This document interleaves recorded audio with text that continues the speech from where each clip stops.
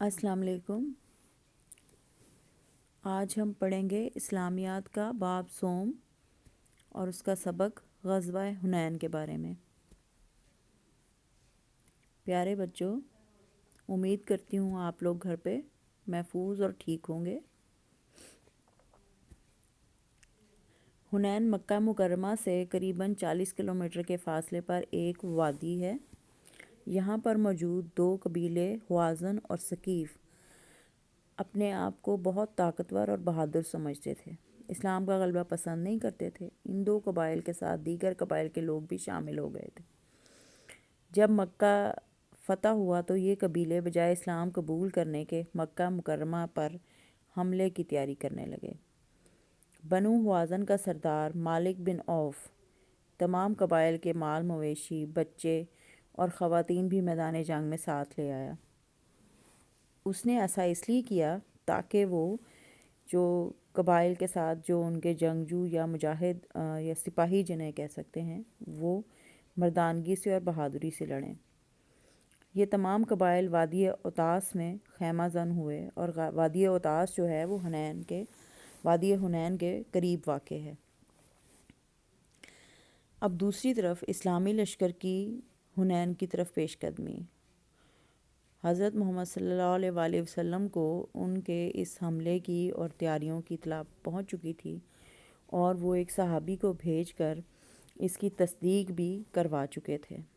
6 شوال 8 ہجری کو رسول اکرم صلی اللہ علیہ وآلہ وسلم مکہ مکرمہ سے روانہ ہوئے۔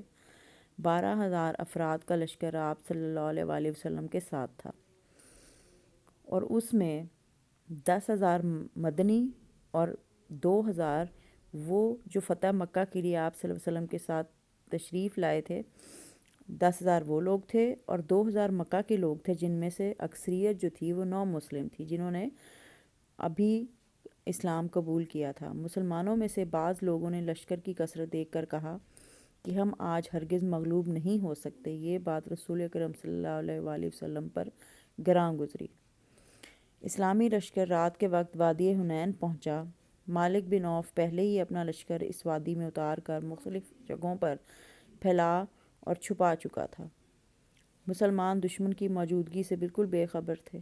مسلمان آگے بڑھے تو بنو ہوازن کے جنگجوؤں نے اچانک مسلمانوں پر تیروں کی بارش کر دی، جس سے مسلمان جو تھے وہ گھبرا اٹھے، اور انہوں نے پیش قدمی یا اس اچانک حملے کا سامنا کرنے کے لیے تیاری نہ ہونے کی وجہ سے مسلمان سنبھل نہ سکے۔ ان میں ایسی بھگدڑ مچی کہ کوئی کسی کی طرف نہیں دیکھ رہا تھا، ہر طرف افراتفری کا سماں تھا۔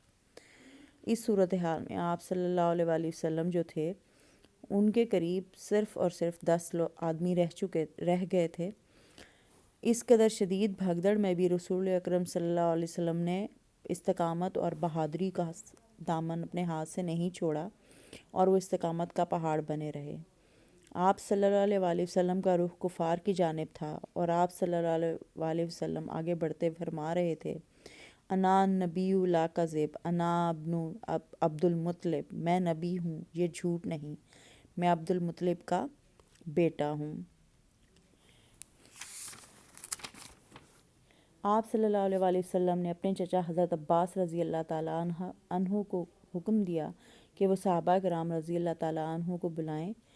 حضرت عباس رضی اللہ تعالیٰ عنہ کی آواز بہت بلند تھی، اتنی زیادہ بلند کہ آپ صلی اللہ علیہ وسلم نے آواز دی، بیت رضوان والو کہاں ہو؟ یہ آواز سن کر تمام مسلمان واپس مڑے اور لڑائی شروع ہو گئی۔ پھر آپ صلی اللہ علیہ وآلہ وسلم نے مٹھی بھر کر مٹی لے کر دشمن کی طرف پھینکی، اور یہ مٹی اس طرح پھیلی کہ دشمن کا کوئی آدمی ایسا نہ تھا جس کی آنکھ اس سے نہ بھر گئی ہو۔ بچوں، یہ بالکل ایسا تھا کہ جیسے تیز آندھی چل رہی ہو اور اس کے اندر مٹی اڑے اور انسان کی آنکھوں میں چلی جائے۔ تو اللہ تعالیٰ کی یہ جو تھوڑی سی مٹی حضور پاک صلی اللہ علیہ وسلم نے ان کی طرف پھینکی تھی، وہ بالکل اللہ تعالیٰ کی مدد کی وجہ سے اتنی زیادہ پھیلی کہ وہ جتنا دشمن کی فوج تھی ان سب کی آنکھوں میں چلی گئی۔ اس سے یہ ہوا کہ ان کی آنکھوں میں سخت تکلیف شروع ہو گئی، اور اس طرح دشمن کی قوت جو ہے وہ ٹوٹ گئی، اور وہ پسپائی کی طرف چلے گئے۔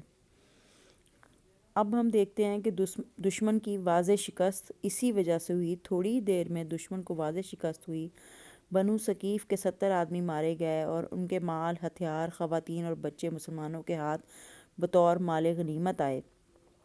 اللہ تعالیٰ نے قرآن مجید میں سورۃ توبہ میں فرمایا، اللہ تعالیٰ نے بہت سے موقعوں پر تم کو مدد دی، اور جنگ کے دن جب کہ تم کو اس اپنی جماعت کی کثرت پر غرور تھا تو وہ تمہارے کچھ بھی کام نہ آئی، اور زمین فراخ ہونے کے باوجود تم پر تنگ ہو گئی، پھر تم پیٹھ پھیر کر بیٹھ گئے۔ پھر اللہ نے اپنے پیغمبر اور مومنوں پر اپنی طرف سے تسکین نازل فرمائی، اور تمہاری مدد کو فرشتوں کے لشکر جو تمہیں نظر نہیں آتے تھے آسمان سے اتارے، اور کافروں کو عذاب دیا، اور کفر کرنے والوں کی یہی سزا ہے۔ یعنی قرآن پاک میں اللہ تعالیٰ نے اس جنگ کے اندر جو مسلمانوں کا غرور تھا کہ ہم بہت زیادہ تعداد میں ہیں تو ظاہر ہے ہم جیت جائیں گے، اس کے بارے میں فرمایا کہ ایسا انسان کو کبھی بھی غرور یا اس تکبر میں نہیں پڑنا چاہیے۔ تو غزوہ حنین سے ہمیں یہ سبق ملتا ہے کہ ہمیں ظاہری اسباب پر فخر نہیں کرنا چاہیے، بلکہ ہر حال میں اللہ تعالیٰ سے مدد طلب کرنی چاہیے، شجاعت اور بہادری کے ساتھ میدان میں اترنا چاہیے، ہر حالت میں صرف اللہ تعالیٰ کی ذات پر بھروسہ اور توکل کرنا چاہیے۔ پیارے بچوں، امید کرتی ہوں آپ کو یہ سبق بہت اچھے طریقے سے سمجھ آیا ہوگا۔ اگلے لیکچرز میں انشاءاللہ میں آپ کو مشقی سوالات اور ان کے جوابات سے آگاہ کروں گی، اور آپ لوگ ان کو یاد اور اپنی کاپیوں میں لکھ لیجیے گا۔ بہت شکریہ۔ اللہ حافظ۔